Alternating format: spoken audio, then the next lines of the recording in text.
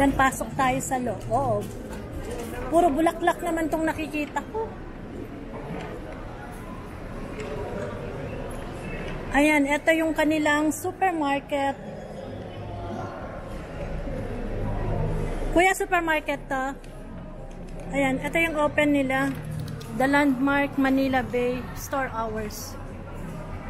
Supermarket Monday to Thursday, 8:30 a.m. to 9:30 p.m. Friday to Saturday, Sunday, 8:30 a.m. to 10 p.m. Store hours ba tayo? Eto.